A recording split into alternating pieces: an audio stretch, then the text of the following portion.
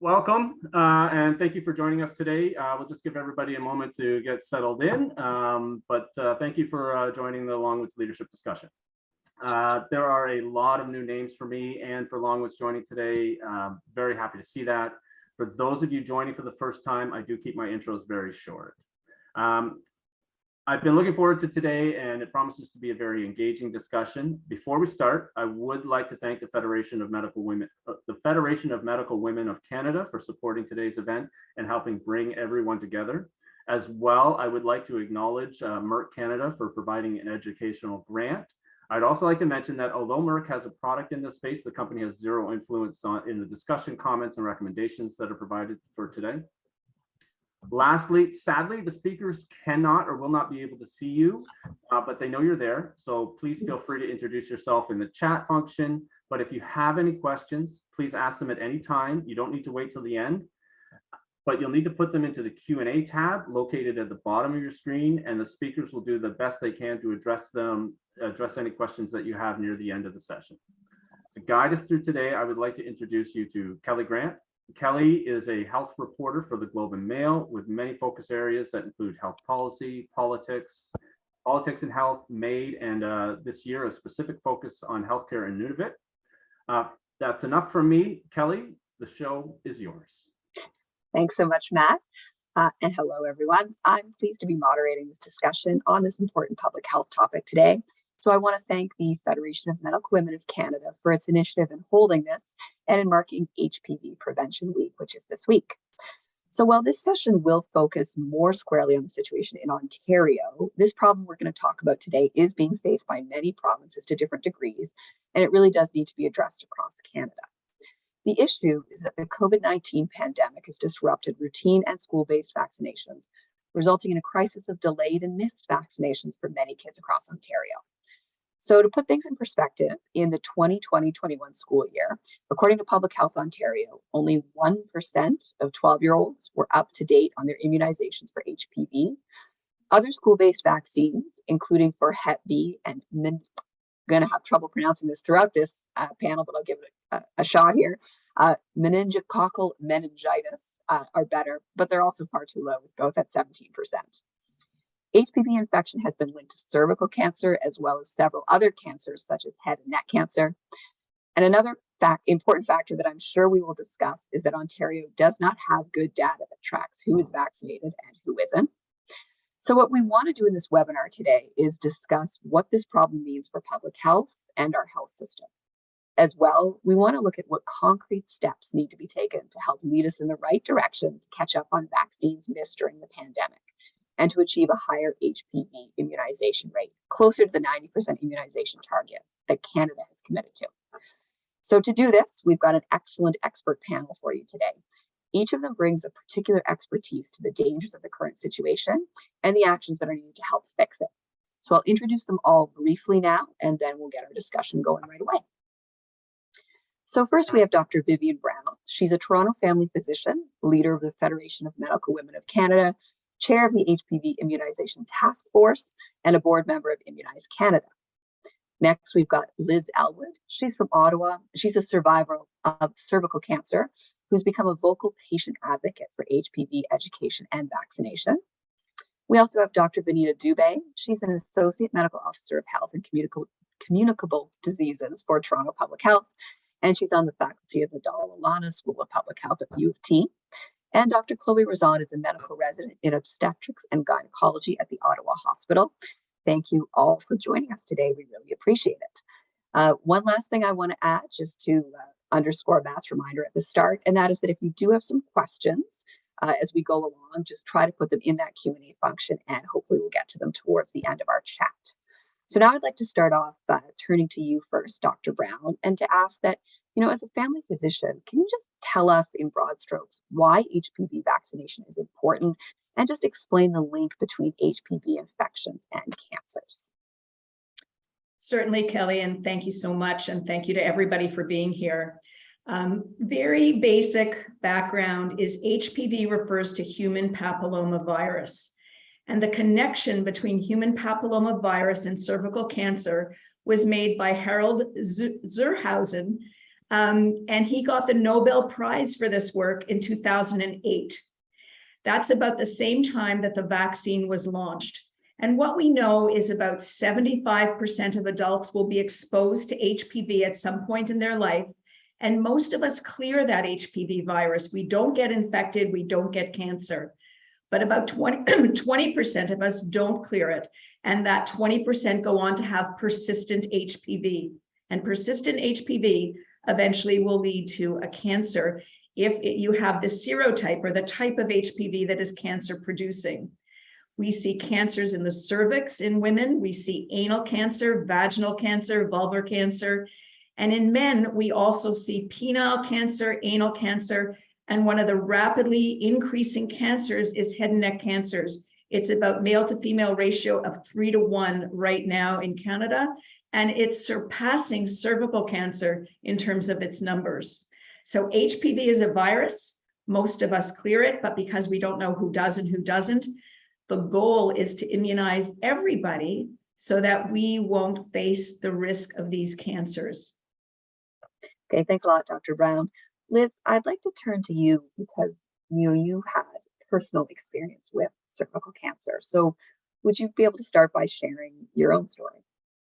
Yeah, sure. So when I was 24 years old, I was diagnosed with cervical cancer. And oddly enough, I didn't know about HPV before I was diagnosed. So this was dating myself now, but this was back in 2006, 2007. And at the same appointment when I was meeting with the gynae oncologist, and I hadn't even really put together that I was going to see an oncologist. I was young, I didn't have a medical background, I wasn't really paying that much attention. And I went to the appointment, and when he showed me the area on the screen that actually that where he looked at it and he pointed and he's like, and this is the area we think the tumor is. Mm-hmm. And I was like, what? And that's the moment, right? The moment when everything changed, because after that came, diagnostic procedures, and unfortunately for me, surgery, chemotherapy, radiation, the whole gamut of treatment to eradicate my cancer. But in that appointment, I learned about HPV, and I vowed to myself after that appointment, well, I want my story to at least have some value to it for me. And for me, that was taking my story and sharing it with others. So hopefully they would get the vaccination, and they wouldn't be me one day. They wouldn't be that person who had to make decisions about, should I freeze my eggs? Should I not freeze my eggs? Should I adopt? Should I try to use egg donor and surrogate? Like, the choices were taken away from me at that moment because of HPV. And I'm okay now. I'm so lucky that the treatment worked on me, because it doesn't work for everyone. But I would love if the next generation of women don't ever have to make choices like that, because they don't have to deal with cervical cancer. And the bottom line is we have something that's going to prevent cervical cancer for future generations. Why not use that tool from our toolbox? Okay, thank you for willing to be able to tell us about that, Liz. Young women and men now have the ability to get this vaccine, and normally they get it at school. But because of the COVID-19 pandemic, that school-based vaccination was disrupted. So, Dr. Dubé, if I could come to you next to just tell us a bit about how the pandemic-related school closures has disrupted vaccination for school-age kids. Yeah, I mean, the pandemic has disrupted a lot for our children. In fact, our children have suffered a lot from the pandemic, and school closures had a very direct effect on their education, on their mental health, but also on their vaccinations and preventing cancer. Who knew? And, from March of 2020, I think most schools across the country were closed. And if you were in grade 7 or 8 in Ontario and around the same age across the country and got your first dose of one of these vaccines in the fall, it's around March that you would go and get your second dose, and yet the schools were shut down, and so you could not get that. And then the next year, most public health who go in and provide these vaccines in schools were not able to do it, partly because schools were busy tackling COVID. Many students were studying virtually. Schools were closed as well too. And as well, public health was dealing with the other pandemic, the COVID pandemic, and providing vaccines for COVID. And so for all of those reasons, it's been 3 years of students who haven't been able to either start or finish their vaccination in the school-based program. And we know from data before the pandemic that when you provide these vaccines in schools, you actually make it easier for parents, easier for students, you get very good uptake, and it can actually be very efficient. And I think the pandemic has showed us, actually, it continues to be a very good intervention, because when we can't provide these vaccines in school, students often cannot access them.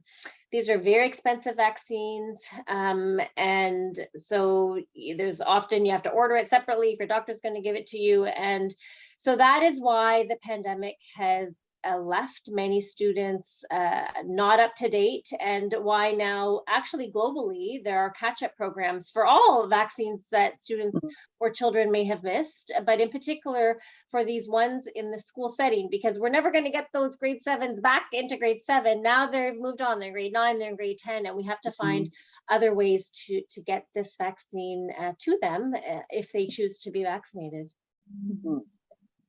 So if I can turn to Dr. Rozan now, you see the sort of other end of the experience, right? Like, Liz experienced this as a patient, you see it as a doctor in your patients. So can you tell us, when you meet women through your practice who have cervical cancer, what is it like for them?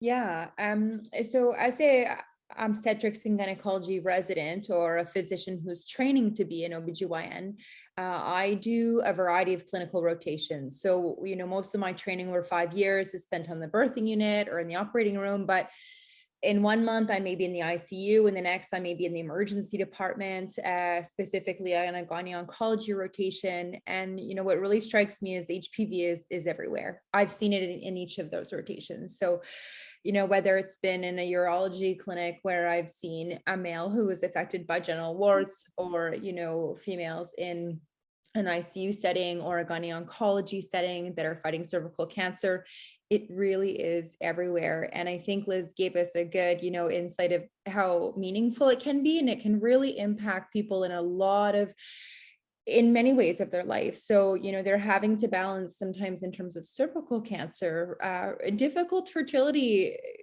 questions and decisions that they're having to make at an earlier age, while sort of dealing with, this news of having a cancer, and sometimes, in my experience, fighting for their lives. And it can be quite devastating. It's a cruel disease. So, I'm very happy that most of the patients I've seen, we're seeing in colposcopy clinic, and that's a clinic where women who have an abnormal Pap test are referred to have a closer look, and again screen for these tumors, these precancers, these cancers of the cervix. And the good news is that for the most part we catch these early, but the even better news is that through HPV vaccination we can prevent it even a step ahead. So, I've really seen, unfortunately, from the very early diagnostic stages to the last few days. And I think the answer is very clear here. It's just to prevent it altogether. So knowing that we do have this tool to prevent it altogether, and knowing that we also have a big problem in that we have this, cohort of students who have missed the opportunity to get vaccinated, I want to ask Dr. Brown, what are the things you think governments should be doing to correct this? Well, what the Federation did in February is we convened a task force. We called it a task force to address the crisis in the system. And that crisis refers to the drop-off of immunization. According to the World Health Organization, we should have 90% of people under the age of 25 immunized by 2025 if we're going to eliminate cervical cancer as a public health issue. Our numbers were less than 1% when we look at the school-based program in 2020, 2021. So our task force came up with a number of recommendations. There were 11 short-term and 6 long-term recommendations, but the bottom line is we said it has to be all hands on deck. We have to have public health go back into the school system, but that still misses some people. We have to have pharmacists able to immunize. We have to have family doctors able to immunize. And part of the problem is record keeping. Nobody has access to the public health registry about who's had vaccine and who has not had vaccine. And so when we look at what we want government to do, we want there to be good communication. We want the Minister of Health to talk with the Minister of Education and send home a concise letter to everybody so that there's not mixed messages coming from government, from Toronto Public Health, from Public Health Ontario, maybe from a local hospital. You know, there's 34 public health units in Ontario and they all do things slightly differently. Dr. Dubé is with Toronto Public Health, which clearly is the biggest, but there's 34 public health units. If one is doing one thing, and some public health units have done a great job, but across the street, another public health unit is doing things differently, parents are left saying, why? What's the difference? I don't get this. So we've asked the government to be uniform in terms of the information they're sending out, to be clear and concise about the messaging, to support pharmacists having access to public health stock of vaccine. Right now, we've got a lot of pharmacists ready to immunize. They've done a great job with influenza and a great job with COVID. And we've got lots of vaccines sitting in public health that's already been purchased and bought that we're not using for these students. And so why can't we get not just family doctors having access to vaccine, but pharmacists? Well, one of the things that's a problem is the lack of the registry. Kids don't know what they've had. Parents may not know what they've had. And as a family doctor or a pharmacist, I don't have access to the public health record. A parent does, but a family doctor doesn't. So this record keeping and registry has to be much more clarified in a much better way. And we did that with COVID. And so we need to learn some of the lessons from COVID and use it for HPV. So Dr. Dubé, since you're, sort of on the ground trying to administer these vaccination programs, can you just sort of address some of the concerns that Dr. Brown raised? Like, what are you doing at Toronto Health to try to deal with Toronto Public Health, to try to deal with some of those issues around record keeping and around making these vaccines available to school age kids, particularly the HPV vaccine?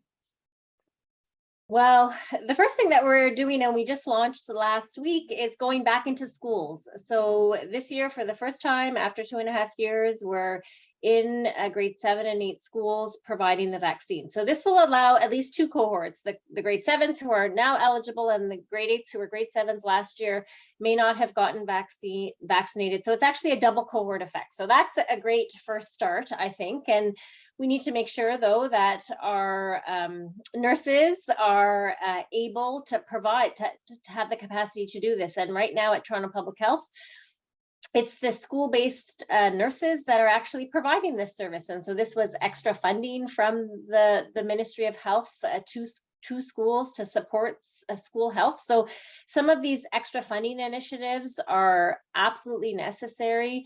It's taken us 2.5 years in Toronto, it was 84,000 to start with students who were not vaccinated, missing a vaccine, and it's going to take, we have to recognize this is going to take years in order to be able to catch people up. And so it's going to take years of catch-up funding, catch-up initiatives. I think another way to catch up students is to have catch-up clinics in high schools as well. But we do have to really get that message out that, okay, you missed this, you missed it because of the pandemic. And how can we make it easy for you to get the vaccine? Now, we've seen great efforts at providing vaccines at the local level, very easy to access, that actually works, but it takes an awful lot of resources. And so we're going to need to see some of that investment ongoing for the next few years in order to catch up all of those students. We also do have to think about those students who have graduated, and some of the 18 and 19-year-olds, they may be in post-secondary schools. I mean, we have had clinics at some of those schools.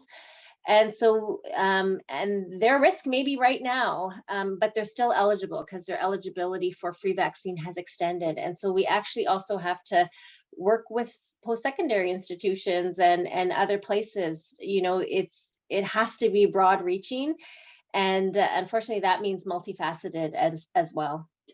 So let's say I'm a parent of a student who's in grade 9, right, and missed their vaccine, and I live in Toronto, or I live in another part of the country where, you know, my public health unit has not come back into the schools to start giving vaccines, and I want my son or daughter to get the HPV or some of these other vaccines that are usually given at this age.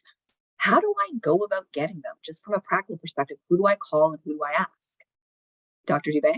Yeah, so great question.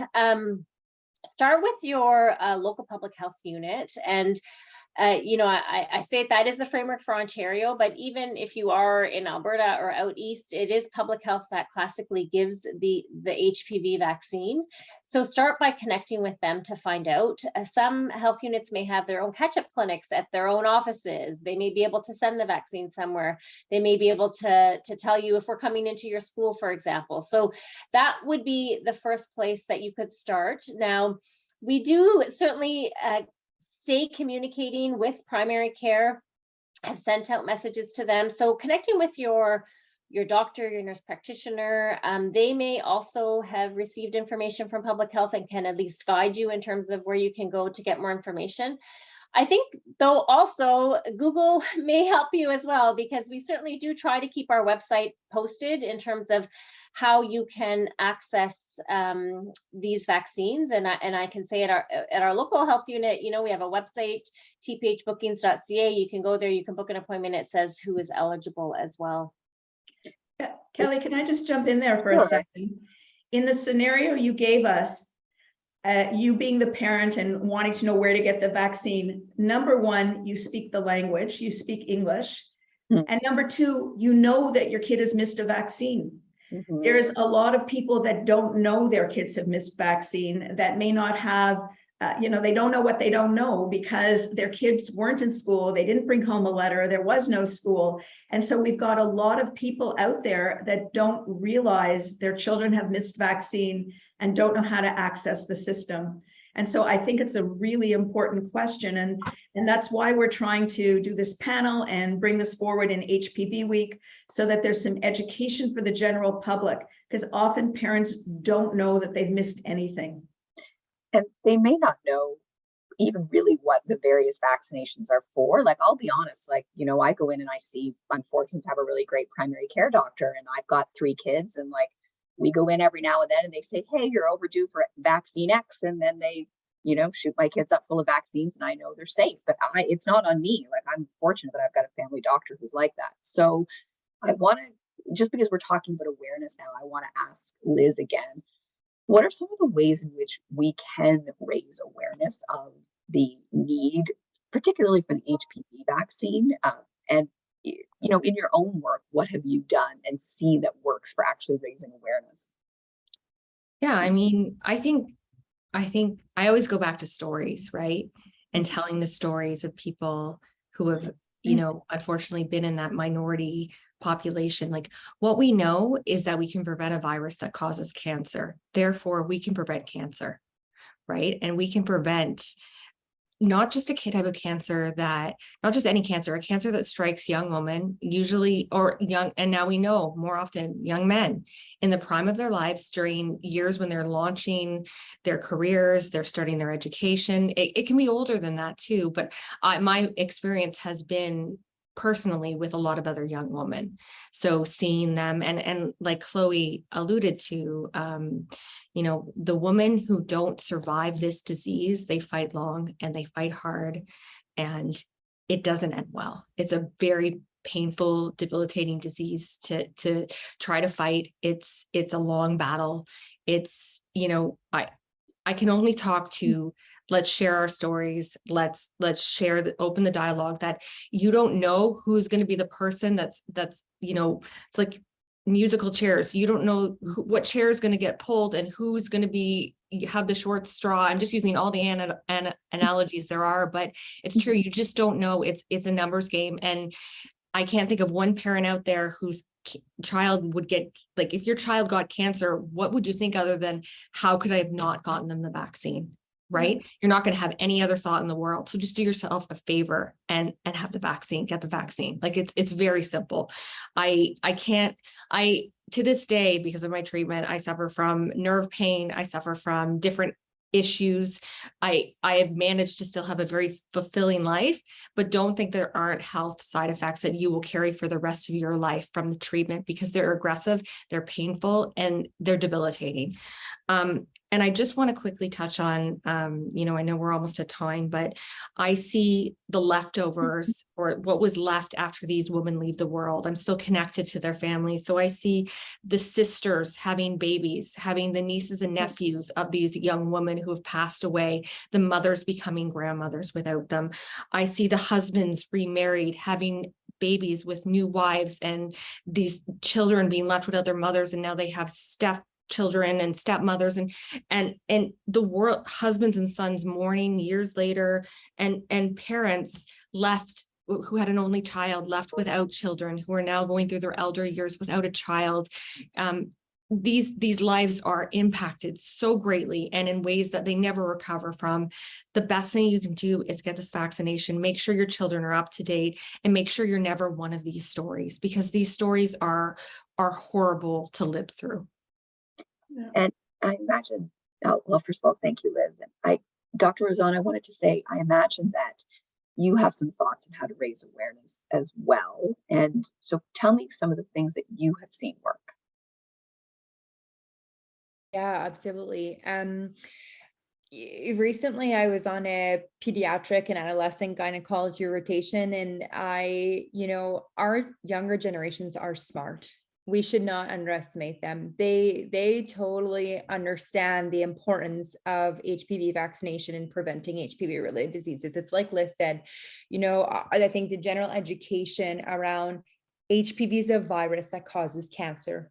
They understand this, and they are so receptive. They want to learn, they want to protect themselves. So it really hit me that, yes, we need to be reaching parents. We also need to be reaching these kids, because they get it. And I think, educating them, empowering them to make these decisions for themselves is super important as well.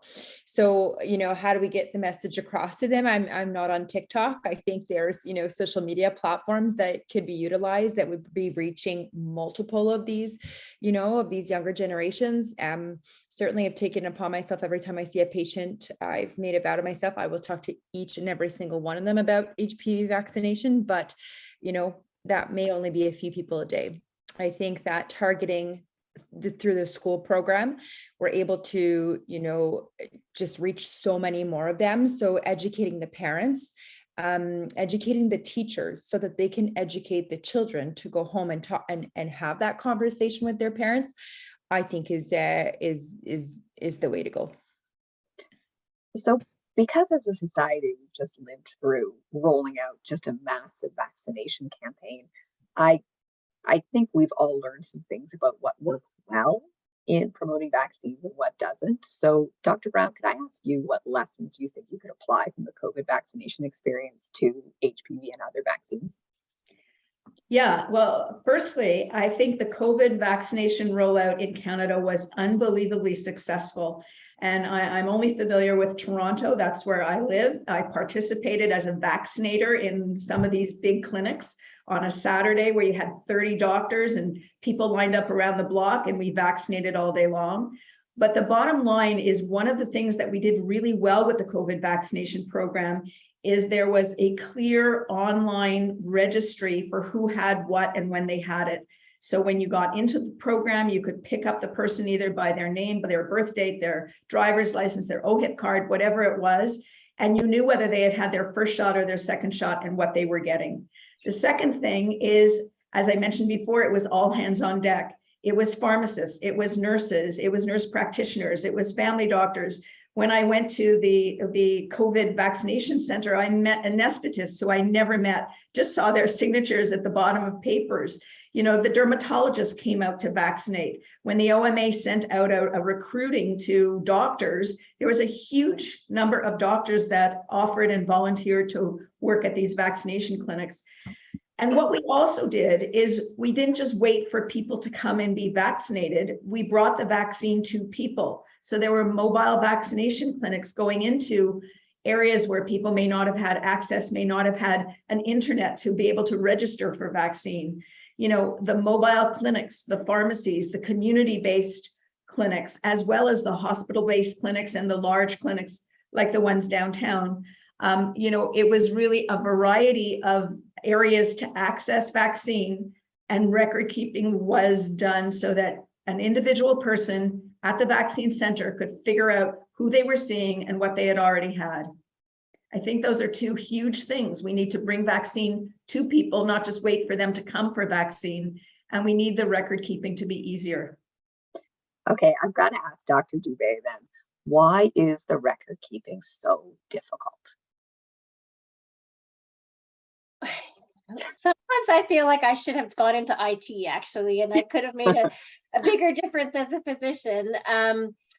You know, I think we have progressed as a society, our systems have progressed. And I think in healthcare, that's not always the case when it comes to large databases, when you think about privacy and when you think about systems speaking to one another. And I think that's really where we're at, is that we have the provincial databases, and they can be challenging to use. They require a lot of training in order to be able to use them, and they don't often speak with Dr. Brown's electronic medical record or the pharmacist's record keeping measure, and so that inability to communicate by the information systems is a lot of what is hindering you know, what we have. In fact, the COVID registry, vaccine registry that Dr. Brown talked about was excellent, but it doesn't speak to our other database that houses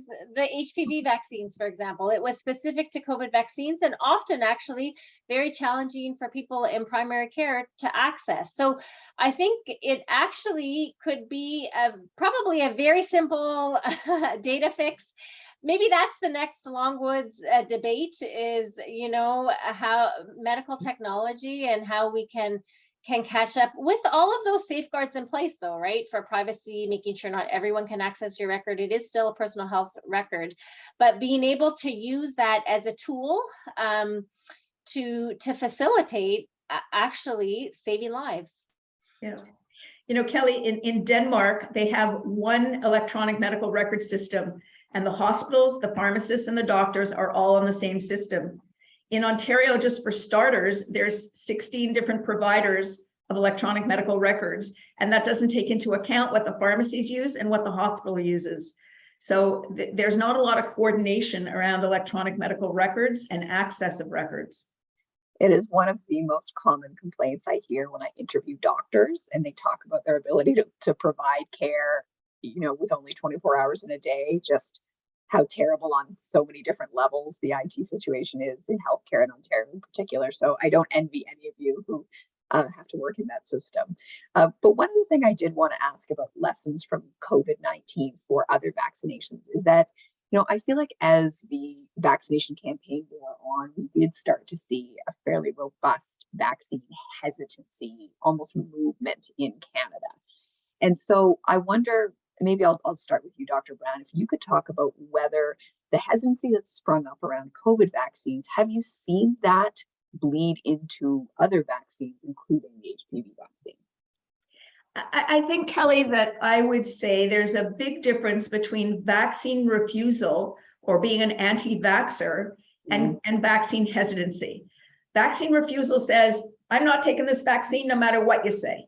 And the answer is to stop talking, and there's no point pressuring, because that person's just going to back off even further. We actually have very small amount of vaccine refusal in Canada. Vaccine hesitancy are people saying, I don't know, is this really worth it? Did you take it? Haven't I had enough of these boosters anyway? It's really looking for more information. And depending on your relationship with the provider, whether it's a pharmacist or a family care doctor, often the education around why this is important makes a world of difference for someone who is hesitant about vaccine. You know, Liz stated this very clearly.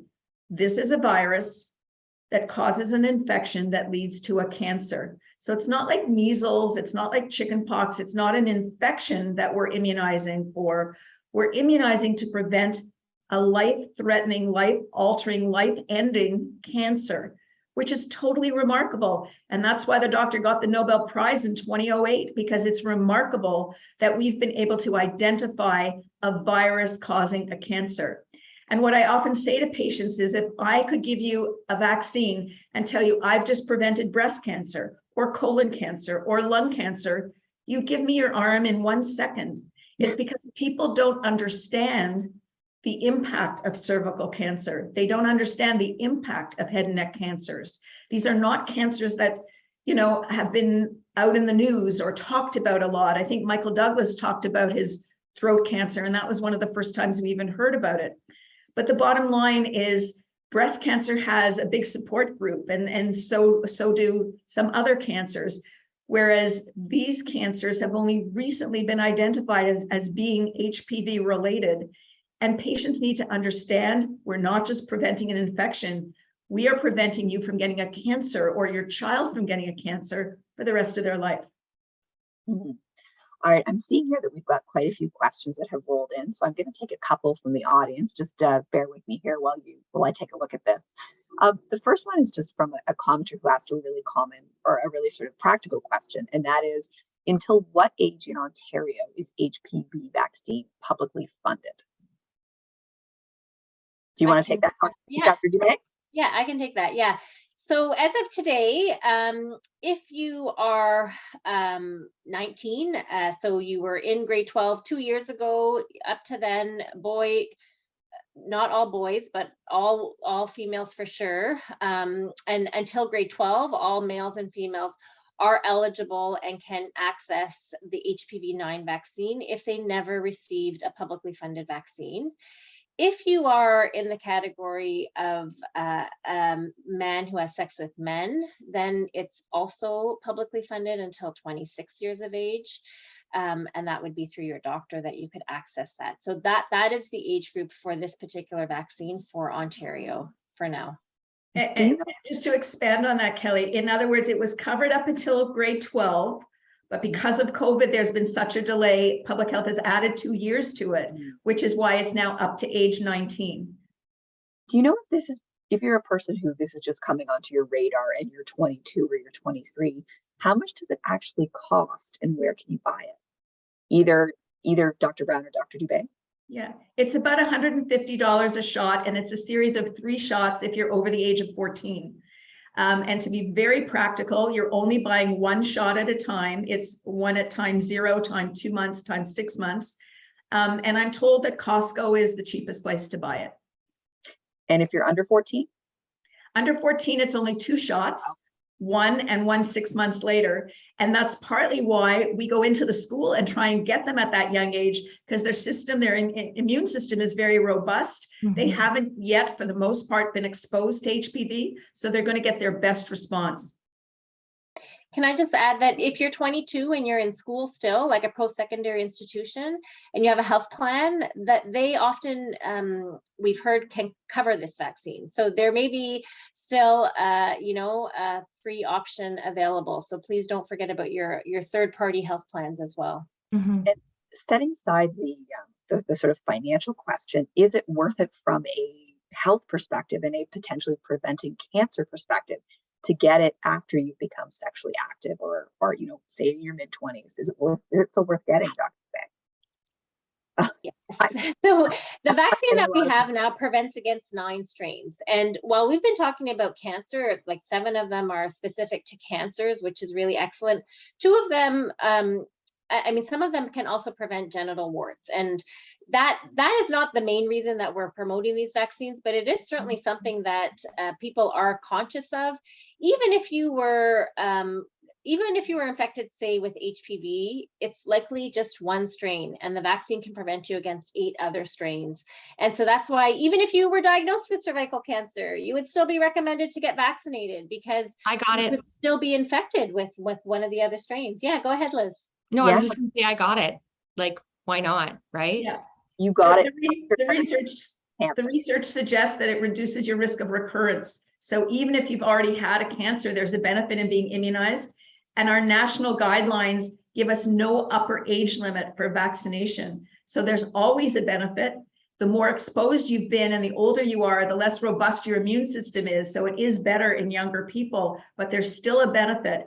And I see women who are slightly older, perhaps going to be exposed to a new partner, starting a second marriage or a second relationship. And absolutely, there's still benefit in immunizing. And again, no upper age limit for men or women.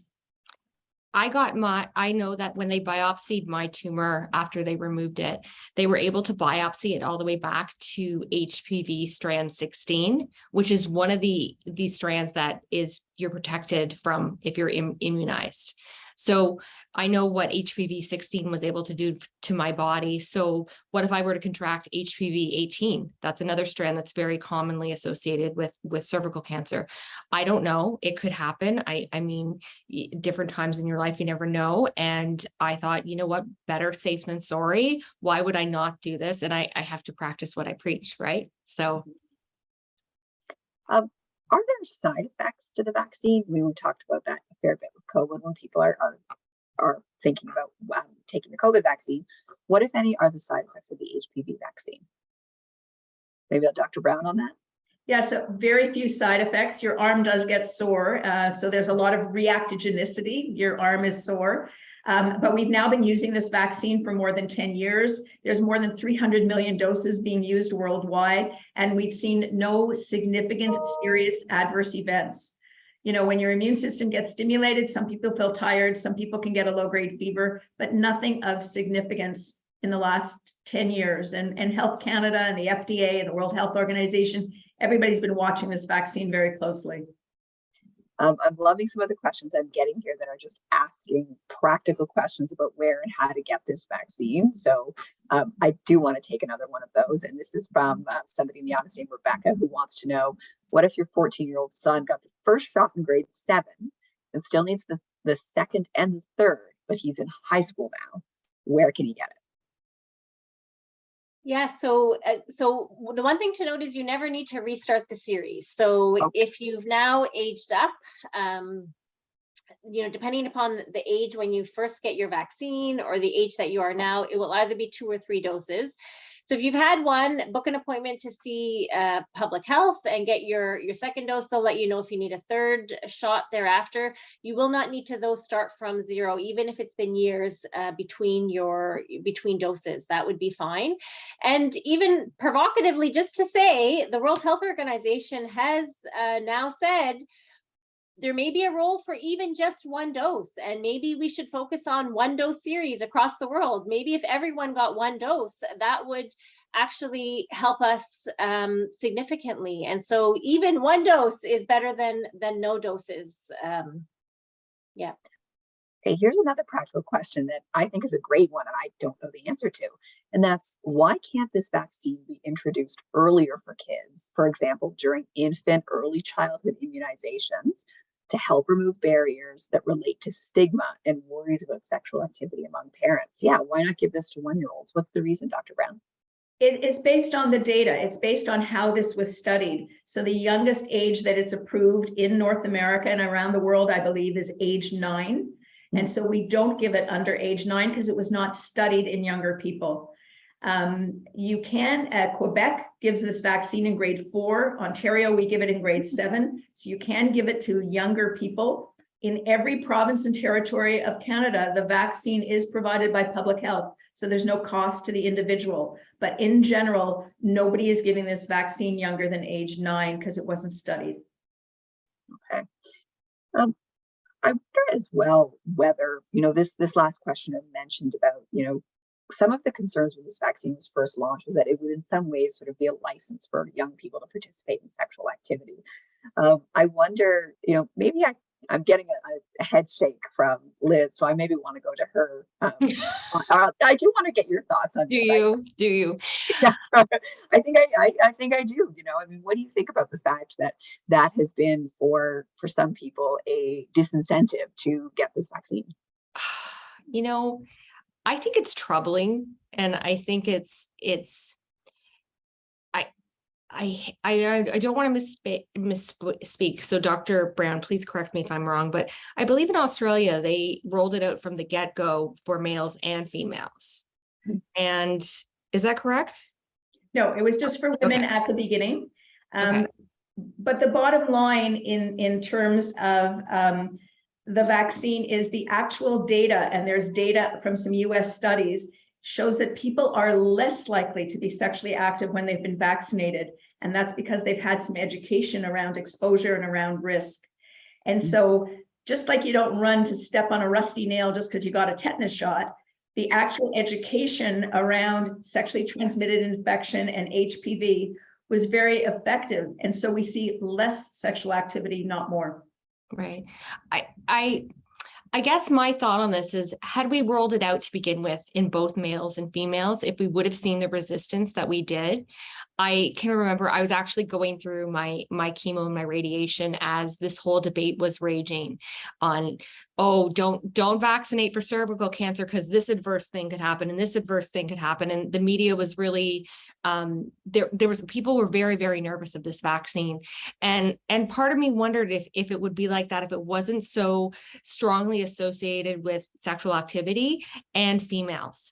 And now, you know, we see it a little bit less so, but I remember just thinking to myself, if I could go back and get this vaccination instead of doing what I'm doing right now at 24, I would have in a heartbeat, because there's no reason why it needs to happen to anyone else. And I'm telling you, there's nothing worse than being a young woman and having so many people examining you and being in that area, and you're so vulnerable.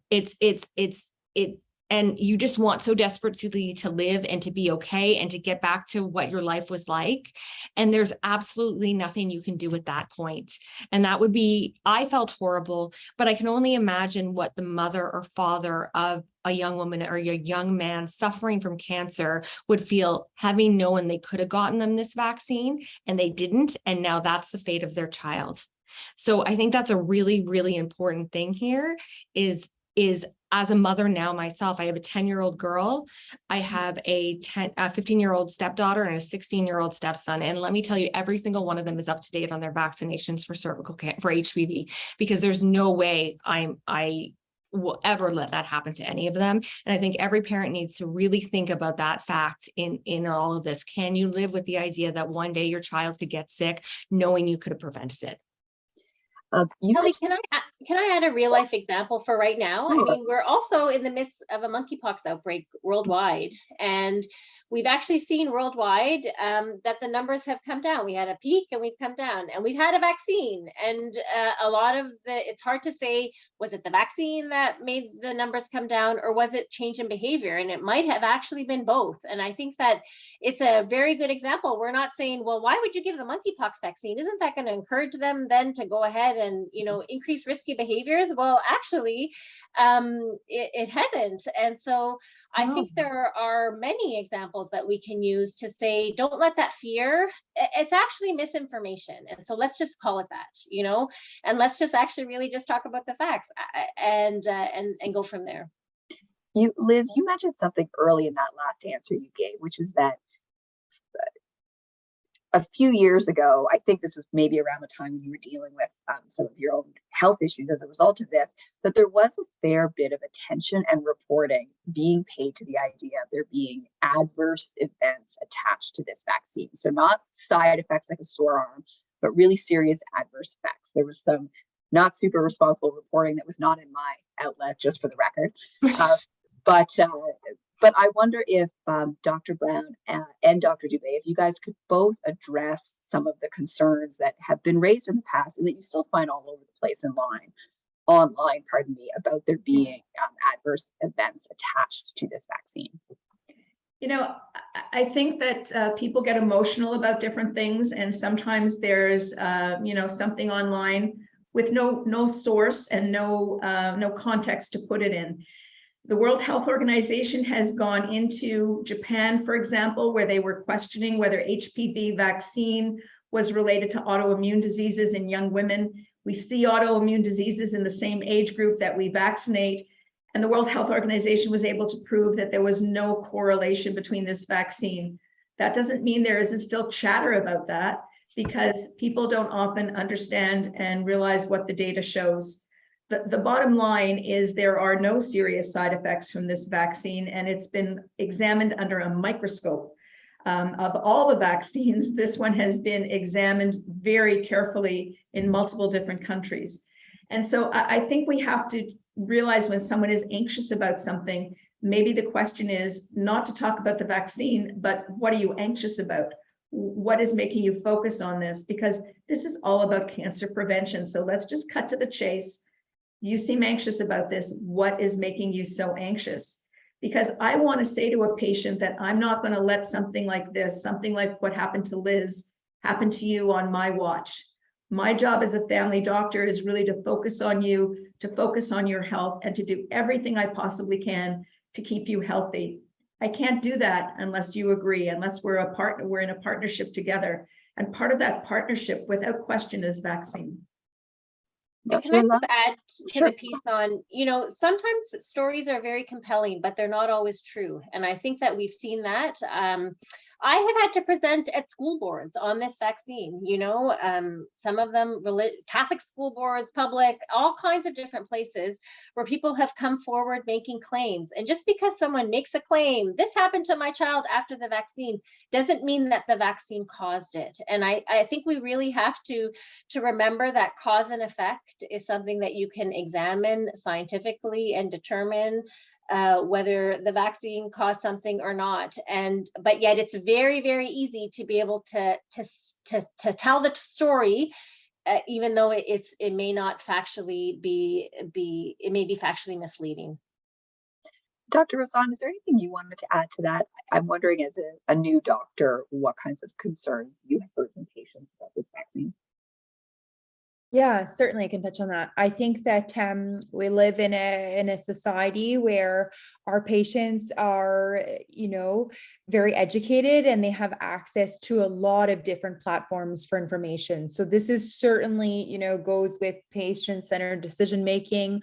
I think, our role as a healthcare provider is to sort of address, like Dr. Brown mentioned, what are you anxious about, right? And can I help address those concerns? And I may not have every single answer to every study that's ever been done, but I think that a big role for us is to help with knowledge translation and providing people with sources of information that are legitimate sources of information. I think that is a big part of what I do every day, sort of knowledge translation from sources I believe are, appropriate sources. And Dr. Brown's mentioned the WHO, the CDC, we have sources that are behind this vaccine, and we have a lot of safety evidence. So if, we're seeing someone who has hesitancy, well, kind of getting to the bottom of that is sort of the more artistic, more personal side of medicine.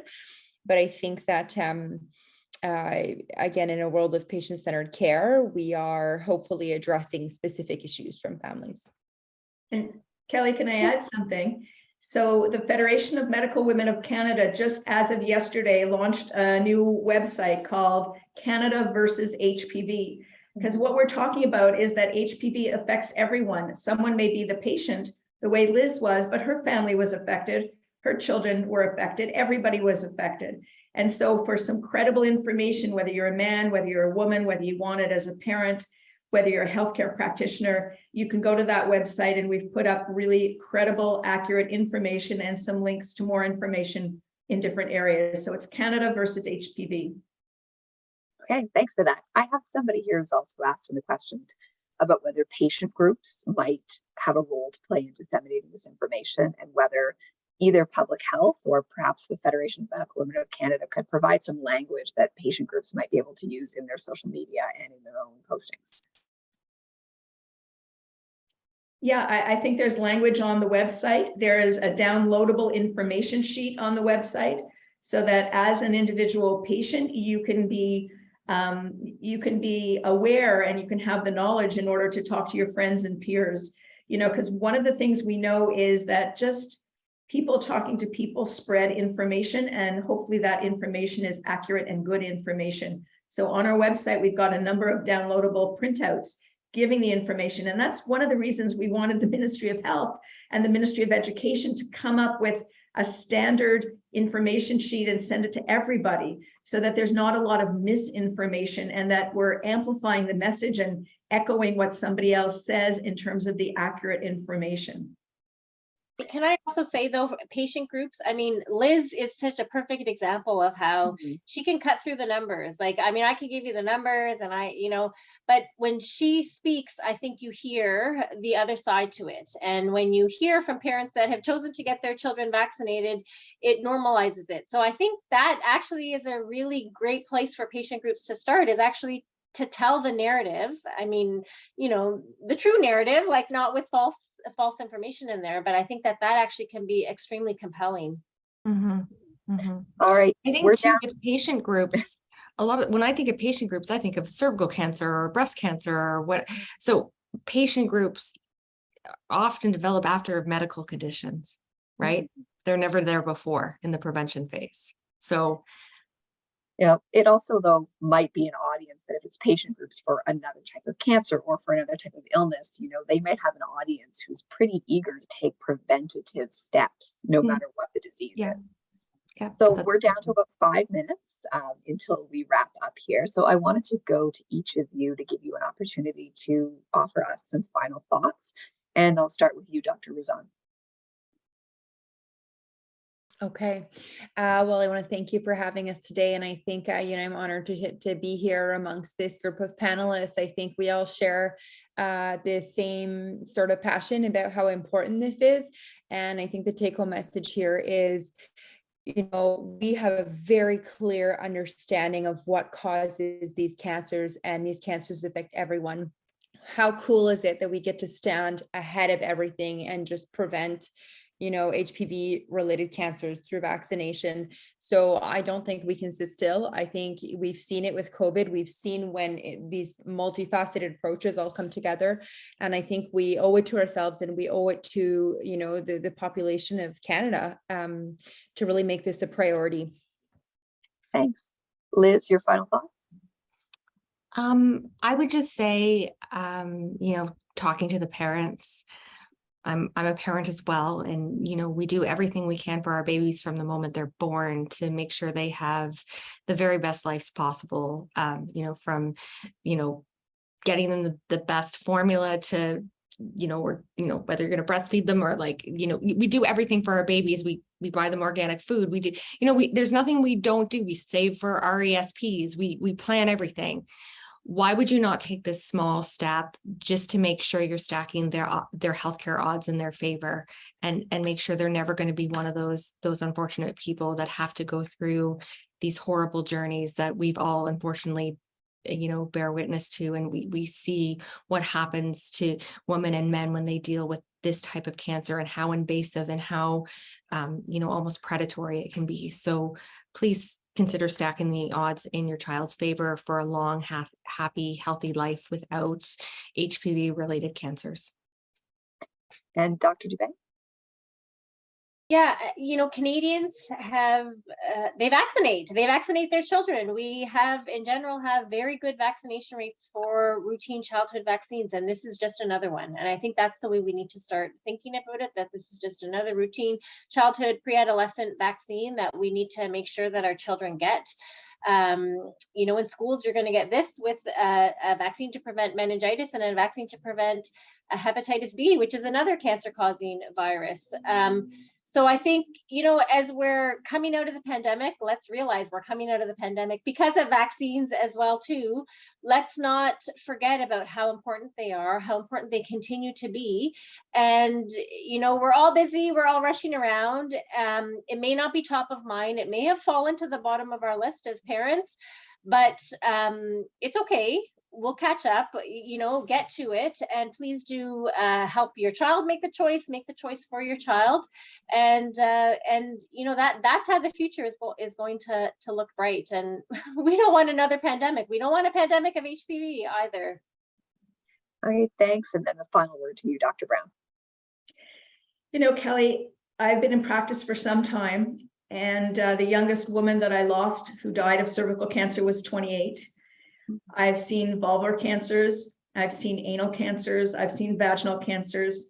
I have a survivor of head and neck cancer, but he can't swallow, so he can't eat and he can't talk, and he has a gastric feeding tube. It's been totally devastating to his life. I think the bottom line is not on my watch. I don't want to let my patients get cancer an HPV related cancer when we can prevent it. And looking at the bigger picture of all of Canada and looking at the Federation of Medical Women of Canada and what we've tried to do, we've tried to personalize this message, and we've tried to say the message is the same. Not on my watch. We've got to do better at every level of government, with public health, with all the people that can collaborate in this space, pharmacists, nurse practitioners, the whole gamut. Somebody like you who does health reporting to understand the issues and why this is so important. And we are so very privileged in Canada to have access to this vaccine. We want to take advantage of it, and we want to be one of the first countries. We won't be the first. Australia is ahead of us, but one of the first to eliminate cervical cancer as a public health issue. So I want that 90% of people under the age of 25 immunized, so that we will lose cervical cancer as a diagnostic code. Nobody will see it. Nobody will know it anymore. All right. Thank you all very, very much for your time.